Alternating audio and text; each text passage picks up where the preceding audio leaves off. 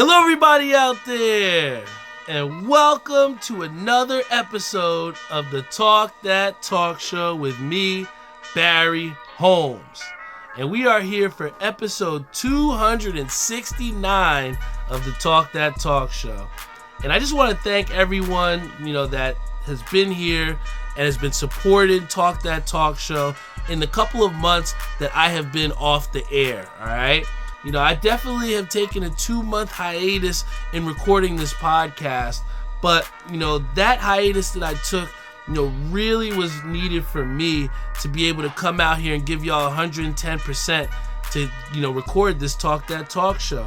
And I think that, what kind of coincides with the start of this episode 269 has been the start of the summer, right?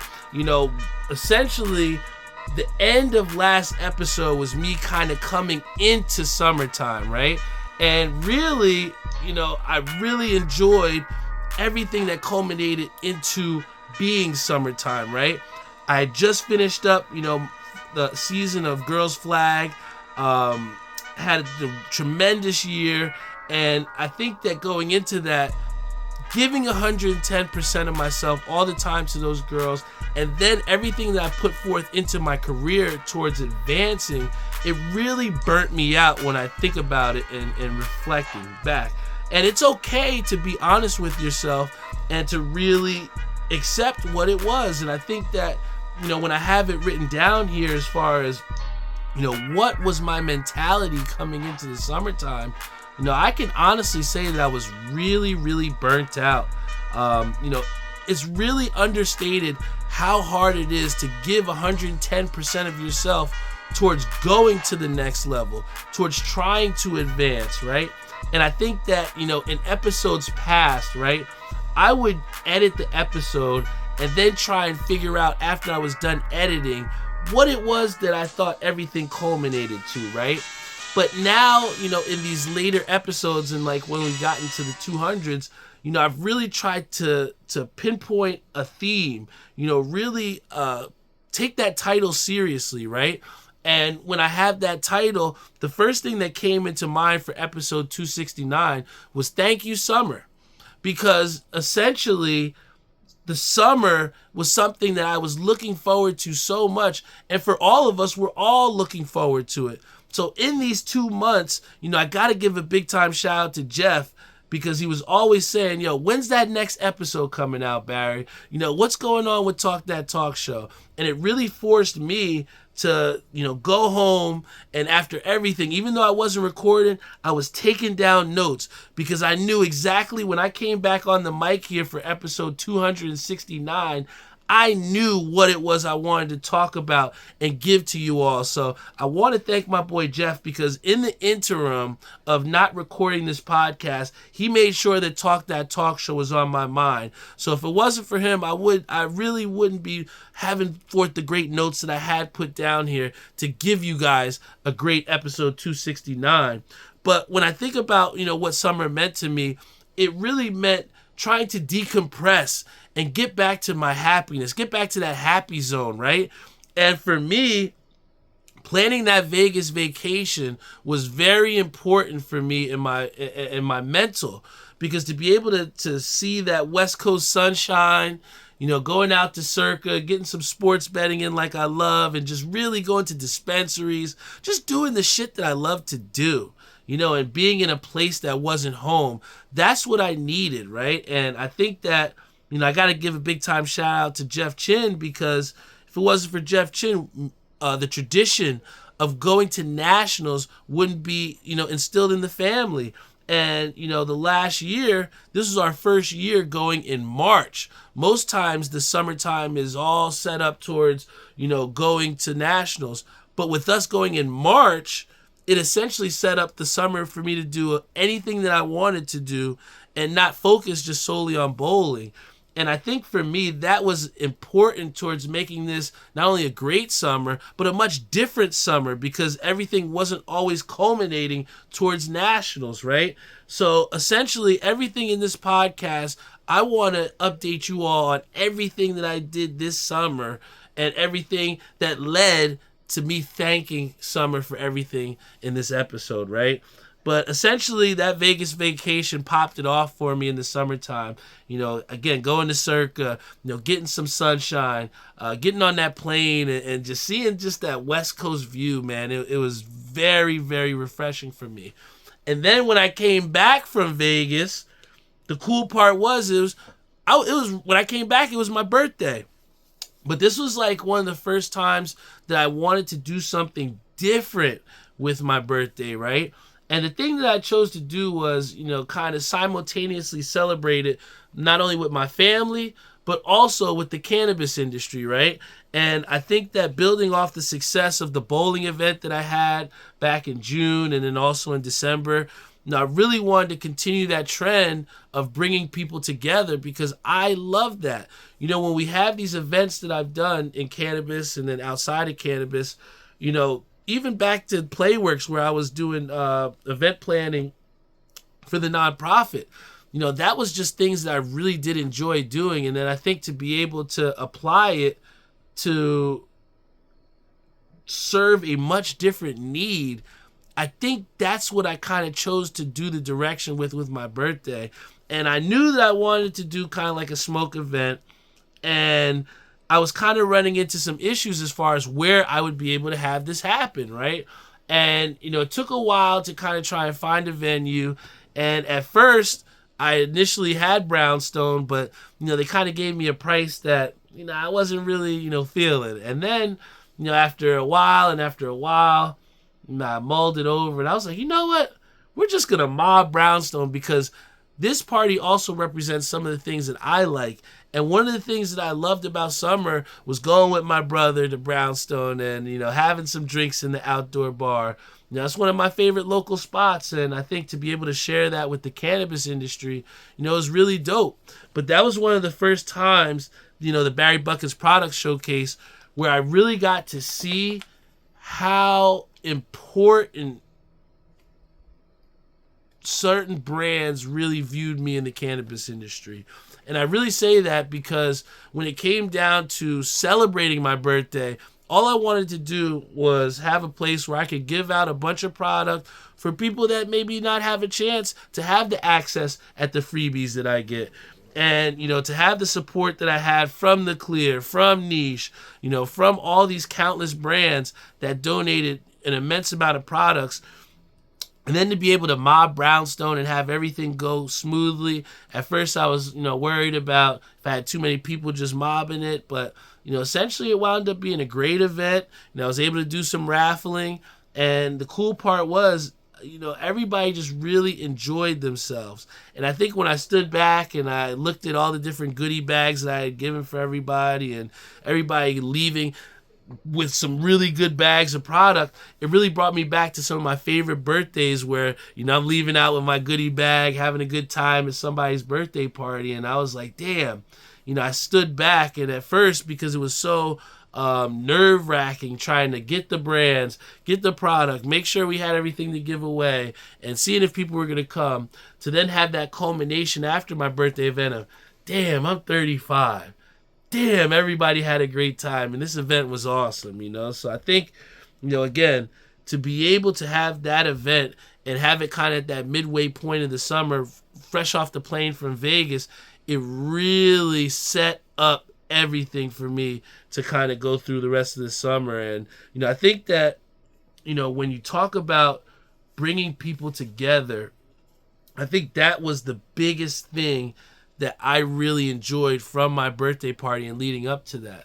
But I think that, the one thing that I was always in the process of doing on top of event planning for my birthday and then alluding to what I had later on in this podcast. But I think the big thing that, simultaneously corresponds to summer for me is always getting better in bowling, trying something different, going somewhere else that you're not used to. So for me, I challenged myself to going to Jersey Lanes, doing a summer league there, and then also to do a complete season of doubles with TK in summertime at Linden. And I really did enjoy my time with TK and Pops. And I think that kind of is something that bowling represents to me. I think that I really focused so much on the wins and the losses, building, trying to win. And, there's nothing wrong with that. But I think the summer kind of reaffirmed to me that I just really love bowling with my family, yo. I love going out there and bowling with TK. I love, creating silence. I love taking people's hope away and just crushing it. And then I also love the losses that come along with it. Maybe not in that moment, but, me and TK grew together in those losses this season. There was times where me and my dad, we fucking were so upset with ourselves, but we were upset together, and I think that there's a certain level of camaraderie that comes in team sports. And I think the summer is just something I really enjoy because, you get to challenge yourself, but at the same time, I get to do it with my family, man. And I got to see TK, take a tremendous stride in the right direction towards being a 220 bowler like we all have the goal of being. And, I think that, I had set specific goals this summer, and one of those was finishing in the 10th frame. And I can't tell you how many times, during the regular season, I'd fuck a game up or I'd have a chance to win the game for us, and I just didn't come through. And it's one of the worst feelings in the world. I got Lydell James Lucky on live here, and I'm sure he'll tell you, people depend on you when you get further and further down the lineup in bowling, and when you don't come through in the clutch, it's a horrible feeling, And for someone that cares like I do, I'll take that shit to sleep with me, and it sucks. But this summer for me was about showing up in the 10th frame and trying to get better as a bowler. And I think another thing that kind of helped, because there were definitely some, I could go in, some times that happened, but I think there were a couple big moments, and I'm sure my pops will say it too, where, we needed some big shots, and I came through with the confidence. And I remember there was one that TK actually came. It was one of the latter parts of the season where I needed all three of them just to give us a chance to win by 5. And I got all three of them strikes. And I just remember just going crazy, and giving that punch out, that signature punch out. But I think the biggest thing that I learned in those, league times at Jersey Lanes and everything was, my composure is there. I think the composure is definitely there. Having fronts multiple times, stringing together strikes. I've shown the ability to have that composure and not get rattled. But I think the biggest difference is, you can be composed as much as you want, but if you don't strike, you'll lose, And I think that the shot making in key critical moments, although I did shine, I could always get better at. And I think that that's one thing that I definitely learned is that I have gotten better with my composure, but the shot making and big time shot making is something that I have to work on. And, you just work on that through reps, man. So, as better as I've gotten over these years, I have a lot more to work on and to build on. So, and I think the other thing that I learned also was urgency. I think it's one thing to show how resilient you are. And I think that last year we got really upset because we saw people would elevate their game to try and beat us. And it always just seemed like, this guy's way over average to beat us this week. This team really kicked up. But essentially what that shows is that people are ready and they want to elevate their game. And I think that, we kind of used that as a crutch last season. And I'll say that was me a little bit too, looking at the numbers. They bowled over average. That's on them. But essentially, the reason why these people are bowling better and trying to consistently bowl better to beat you is because they know the standard of what it takes and what I'm presenting or what we as a team are presenting. So essentially, we got to match that, and we have to exceed, not just match that, we have to exceed that. And I think that going into the summer, I had to step into that persona of this guy is not that far away from me. I can beat this dude. You know what I'm saying? I can beat this guy. And I think, I don't want to say names, but there was multiple matches during this summer where I proved to myself that these so-called great people, I could go toe-to-toe with them. And I think that there's a certain level of self-belief that you have to have within the game of bowling. And I think that growing up, and exactly like, kind of growing into myself as a bowler over these last couple years, you have this admiration for these people. You have this this allure or, this bravado that personifies these people. But at the end of the day, when you're lined up against that person, they want to beat you just as bad as I want to beat them. And I think that, me and TK, we really had to, not feel sorry for ourselves over certain losses, because at the end of the day, we had a chance. We gave ourselves a chance at taking first place. We were in first place for 2 weeks, and then we had 2 bad weeks to end the season, and it dropped. We dropped from first to 4th place. Now, looking back on it, the same thing happened in Jersey Lanes, where we were in 12th place and we had a big pivotal match that could have put us in the top 10. And that loss set us back weeks worth of work. So essentially, in both leagues, I look at the summer, yes, it wasn't a disappointment because we finished in the top half of both leagues. But it was so disappointing because I saw the light at the end of the tunnel. I saw that first place finish that me and TK could have had this summer. I saw that top 5, top 10 finish that Jersey Lanes team that I had with Pops, Fred, Tanya. I saw that. But unfortunately, those cards just weren't in the hand for us, and we did not succeed. Those 2 weeks that me and TK lost, that was the difference of finishing in first place at $1,100 a man and then only getting $400 a man, right? $500 a man, whatever. I think it was like $550 a man at 4th place. But that's like a $600 difference. I know it's not about the money, but when we were in that moment, shit, that felt bad, man. I called my dad, and I was just like, man, I'm so disappointed in myself. But, the one thing that Pop said was like, yo, don't worry about that, man. You got big things ahead of us. And the cool part about that was, it kind of really drove home to me that, even though you have some bad times or, even though you may have 1 or 2 bad weeks that could cost you, it's not the end all. Like, it wasn't exactly, gonna put me to death or, it wasn't exactly the most extreme, terrible situation. We still finished in top half and, essentially accomplished our goal, me and TK, of coming back to that Linden Lanes league, figuring it out, and giving ourselves a chance to win. Now, did we take first place? No, but we proved a lot to ourselves.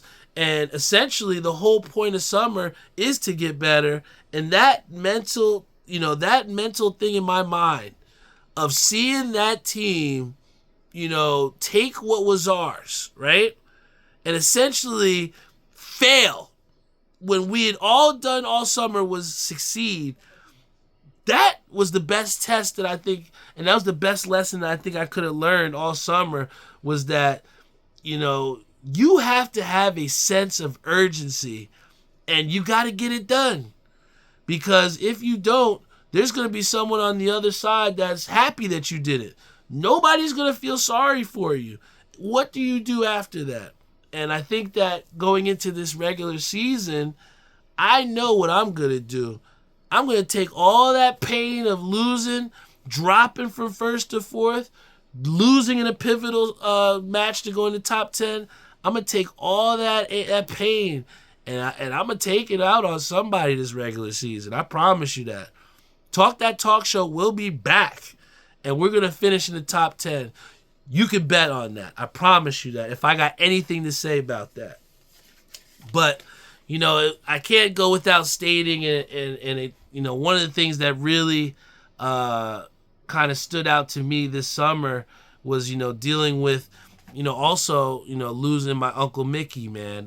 One of the toughest things was going into this next season, you know, we had plans of having my uncle come back and sub with us, because going on that same precipice of, you know, family and being together. And, you know, one of the things my uncle always was, you know, it didn't matter how good he bowled, how bad he bowled, you know, he always would stay after to have a drink with us and or to have a drink with Pops.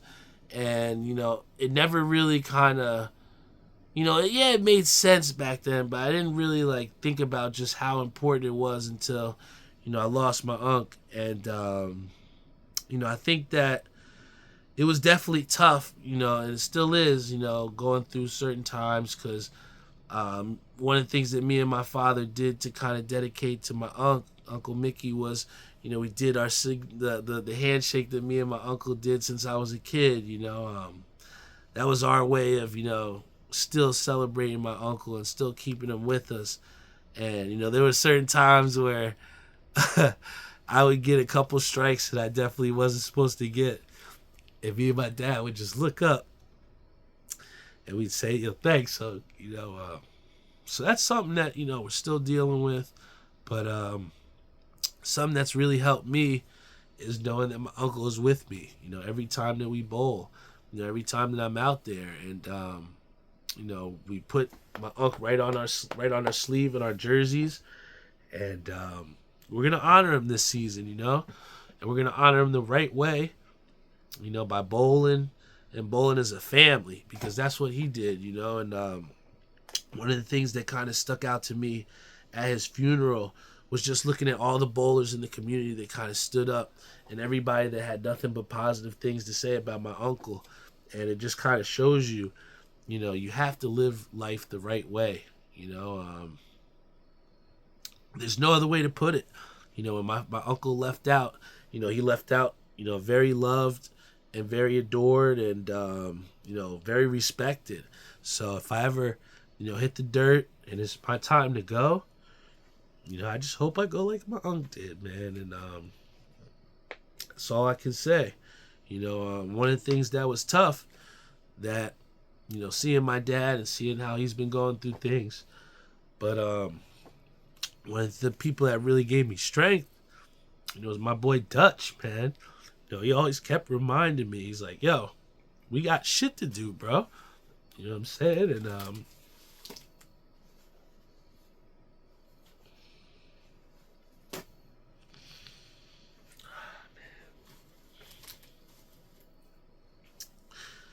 you know, he would always remind me that we have stuff to do.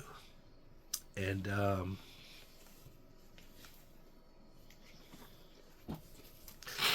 that's all I can say, man. We got more to do. And he kept reminding me that, you know, you got a new location coming up. And that's one of the things that I'm going to be stepping into my role, you know, being a general manager of Sensory Dispensary. It's a lot of things that I've been working towards. And then to finally get that validation that, you know, you will be moving into a better role. You know, you will have your own store. You know, you will be able to, you know, step up and lead people. You know, that's something that I've always wanted since I came into this industry, man. You know, doing these different events, you know, going to shit I didn't want to go to, you know, doing hours I didn't fucking want to do. You know, it all came together to give me this opportunity to be a general manager, man. And just wouldn't do it. I wouldn't be here if it wasn't for my boy Dutch, man, because again, you need someone, you know, that really supports you, you know. And you know, my boy, he supports me. And, you know, stepping into this role, I know that I'm going to succeed, man. And you know, there's no option. And the cool part about it was, the one thing that we always, this whole entire summer, everything led up to us planning for Cannabis, man. And when I tell you, Cannabis was everything that I could have asked for and more. Oh, man. You know, we had glass blowing. You know, we had a dab bar. We had a flower bar. Man, we had the pool. You know, it was so dope just to see so many people come together, bro. sometimes, you really just have to step back. And there was one point where, me and Dutch, we had just popped the champagne. I looked out and I saw like over 100 people here, and I'm just like, damn, we put this shit together. And then I remember just going back to my mom and my dad who were on the porch, and, they were just so happy and just so proud. And, especially in an industry where, I've been arrested for, enjoying cannabis, and to be in a space where, I'm going to be potentially, have an opportunity at much, much bigger things than a general manager. And I think that just all attests to the sacrifice and to the consistency of being to yourself and believing in yourself and following through. I can't tell you how many people I saw have great idea, have great after idea, idea after idea, but just never follow it through. I was able to, take something that really I loved. I really loved the plant. Enjoying the experience with people. The effects of what it did positively for me. And then to be able to make that a career for myself to where I could potentially look for a house, that's all you can ask for, man. So when I think about things, and I think about Cannabis and what that represented to me as a thank you to Summer, Cannabis for me was just a culmination of all the hard work, all the adversity, all the losses, all the wins, everything that it took in this summer. It was just a massive release to just be able to jump in a cannonball and have everyone clapping and just having a good time and having nothing but good things from everyone to say about your party, man. There were so many things I could tell you guys as to why it was, Cannabis was important. And I hope down the road in a couple months, when I'm allowed to talk about it, and I can tell you why this was important. But, sometimes you have to take a step in faith, right? And this is the last thing I'm going to say before, we get into the last segment. But when my boy Dutch, one of the things we talked about was faith, right? When my boy Dutch came to me, he was like, yo, we're going to throw a pool party, and they're not going to know what hit them. And I was just thinking about, I don't know if that could work, man. Like, can we really get that done? And then I remember, just, talking to him about it, and we're just working things out with it. And then I remember the first sponsor came with Rhythm. And they said, you know what? We're going to donate you guys over 40 grams of dabs and over 50 eighths. Can you work with that? And I mean, shit, could I work? Hell yeah. We could definitely make a dab bar out of that. We could definitely make a bud bar out of that. And that kind of flipped the switch. And then I think when Zay, put the battery in all our backs and he was like, yo, don't worry about how much this shit's going to cost. We are going to get this done.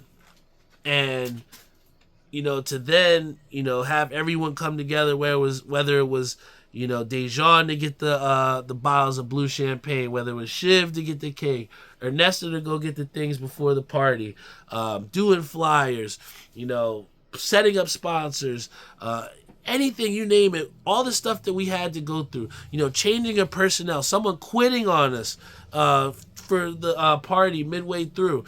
There was a lot of things that we had to kind of shape, shift, and get around, but we did it. And there was that one point where me and Dutch, we just stood next to each other. We was like, yo, we did that. But we talked about doing that, much before. So one of the things that I had to say was, when you plan and when you stick to the plan, it's a great feeling to see that plan come into fruition, man. And like I said, Cannabis was everything we could have asked for and more because we planned it. We got past our own self-doubt about it, and we executed it. When you have something, y'all, and you have something that is going to be important, you have something that's going to help for your growth, that's going to help you as a person, do it. No matter how unreachable it seems, just try. What's the worst that could happen? You fail, you can get back up, and that's what this summer for me represented. You can fail, but you know what? I had Cannabis in a couple days, so how could I have felt bad about dropping from first to fourth when I got to go out there and make 157 people happy, right? Yo, nobody's going to feel sorry for you. At some point, you got to pick yourself up and go get it done, man. So I think another thing that kind of I learned through Cannabis as well, too, was we had, another place, kind of position themselves to try and, make an event during the same day that we did. And, that's fine. The world doesn't just revolve around us. But I think the common question that a lot of people asked us was, oh, how do you feel about this dispensary making an event the same day that you did? And, I want to say this very clear for everyone out there. We don't give a shit. All right? Because the end of the day, you have to run your own race, y'all. You can't be worried about what other people are doing because then it stops you from giving 110% of yourself. You can't give 110% if you're concerned about the percentage that someone else has, right? So I feel like, in running our own race, we saw so much success, so much love, so much positive feedback. And, I wish all success to that other dispensary out there that had the same event the same day as we did. I got nothing for love for those people. I got friends that work there. But at the end of the day, me and Isaiah and the rest of the Cloud crew, we weren't concerned about that. And I think that's why we had such a great time that we did, because when you worry about running your own race and you don't compare yourself to anybody else, there's no disappointment. There's no types of any negativity that can follow when you lead with positivity, right? So, when you guys run your own race, you'll see the positivity happen. And, with the end of Cannabis, that was the end of the summer, man. We had Labor Day, which we have today. And for a lot of people, they got to go back to work tomorrow. But for people like me that have been working all summer, what really changes now that summer's over? So, essentially, for me, I have a couple of goals that I have written down here that I want to accomplish now that summer's over. First and foremost, we alluded to it before, but, last season wasn't our best season as Talk That Talk Show. And we have a lot more to prove. We're not we're not these family that's just happy because we won a league championship a year or two ago. We're competitors, man. And again, what do we talk about? Nobody feels sorry for you, right? We had a down year, but nobody cares. When they come and line up against us, they still want to kick the crap out of us. So this season, I want nothing lower than a top 10 finish for Talk That Talk Show. That is a goal for me, not just in one half, but both halves. Unacceptable for anything under top 10, right? Then, another goal we have, DIY, we want to make the UBA playoffs, all right? No longer do we want to be the little brother or the other team outside looking in. We're from Carolier, Bolero, Lucky Strike, wherever you want to call it. We should be in there playing for the playoffs, and I'm going to do everything in my power as a captain, whether it be to help put some lineups together, whether it be to go out there and prove it on the lanes. I want to be the best teammate I can. I want to be the best captain I can to DIY so that we can make the playoffs because we got the talent. Now it's time to just go get it done, man. Go to the playoffs. That's what I'm trying to do. Then, all I've been hearing, and Dutch will tell you, all I've been hearing is, oh man, are you sure you want to go to do a dispensary in Somerset? They call that place the Green Mile. There's so much competition. Every time I've had someone that's doubted me, it's only made me go harder. It's only made me go harder. So what more do I need to show you? We just put together one of the top industry events that the state has ever seen.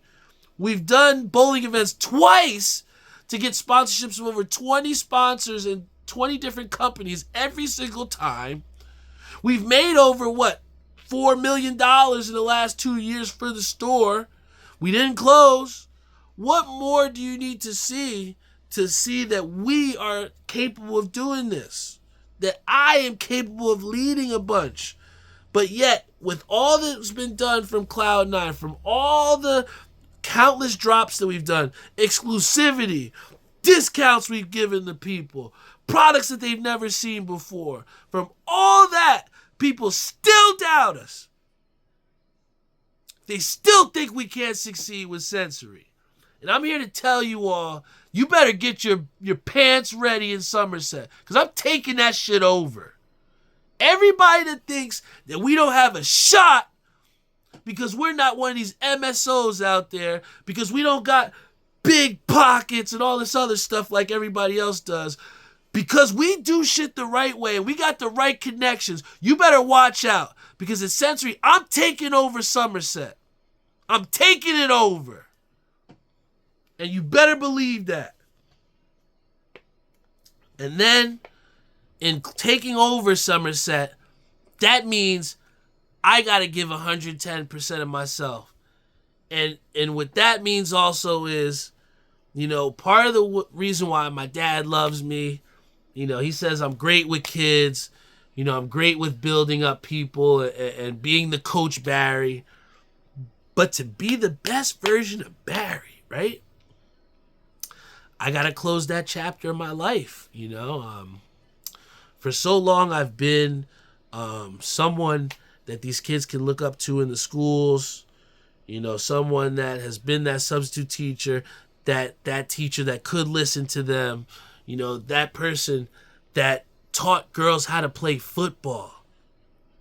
For me to be my best version of myself, I got to close that chapter, man. And, although it is going to be hard, because I do enjoy working in the schools, I have a much, much bigger thing and purpose to serve in the cannabis industry. And I got some opportunities that I got to take, and for all the kids out there that do love me over at North Plainfield, or whether you're in Newark, where I spent a lot of my years, anything that you learn from me, do what you want, man. Don't live your life for someone else, You only get one life, one body. Do the stuff that you want to do, all right? Nobody can stop you but yourself. And for me to be myself, I got to say goodbye, guys. So, unfortunately, I will not be teaching in the schools anymore. But, I'm still going to be doing positive things, all right, guys? Everything's going to be all right. Don't worry. You'll be able to find me. And then finally, right, I definitely want to build on the fact that, as I'm getting older, 35 years old, got to make sure that my health is good, man. And one of the things that I've tried to do is, set up a routine of going to the gym after work. And what I've seen as a result over this summer is losing 15 pounds. I had a video where I did a diving board jump, at the beginning of the summer, a couple months ago. And definitely looked like I was eating good, which isn't a bad thing. But, to be healthy, to continue to be positive and do the things that I want to do, I got to hit the gym and I got to continue to hydrate. So in doing so, I saw that I was down some pounds and I want to continue on that trend. So whether that means going to the gym on days that I don't feel like it, sacrificing, bringing my clothes to work, showering at the gym, you got to do it to get what you want, right?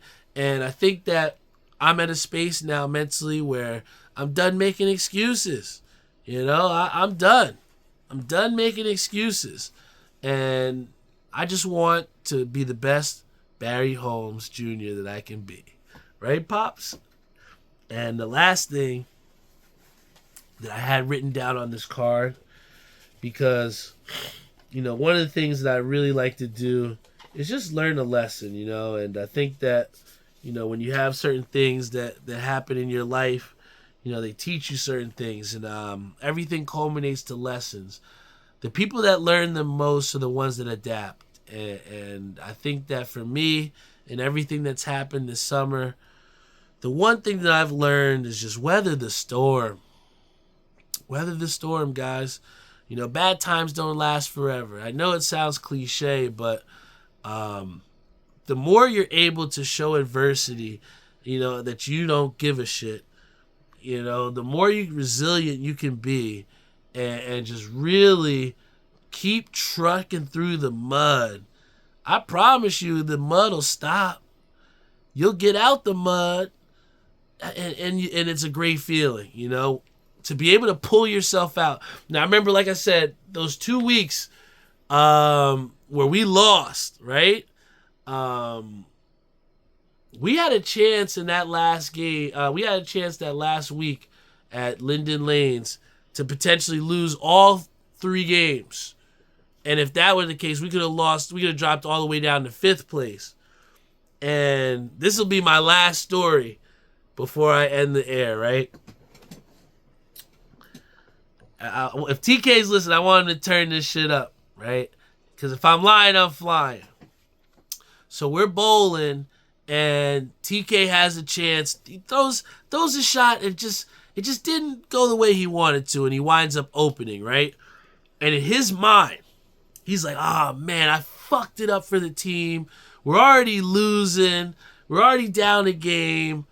I just fucked it up. I'm sorry, man. And I just looked at this look of dejection on TK, and I knew I couldn't let this guy down, man. And I remember looking to him. I was like, bro, don't worry about it. I got this. It ain't over yet.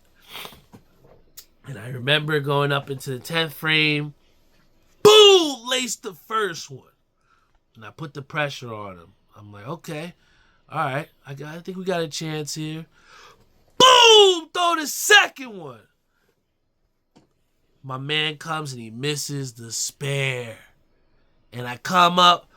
Bam! Got the third one. And we won that last game. I think it was like by less than 10 pins. And I remember looking at TK. I'm like, see?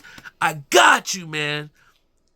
I don't know if any point in the summer that I believed in myself more than that moment right there. And whether the season was a disappointment or not, I showed up in that 10th frame and I got us one of those wins to help us get 4th place. So, I think that the last thing I want to say before I get off the air is don't ever stop believing in yourself and don't ever count yourself out, because you never know what could happen, right?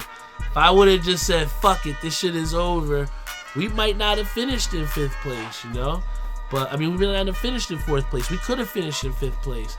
But, it was something that I proved to myself in that 10th frame. And I think that I proved to TK too that, don't ever count us out, because we'll always have a chance. And, that's literally my thank you to summer, man. Thank you for all of the lessons that I learned this summer. Thank you for getting my mental right. Thank you for all the adversity. Thank you for the triumph. Thank you. This was one of the best summers that I had in my adult life. And I'm ready to go hard in this wintertime, man.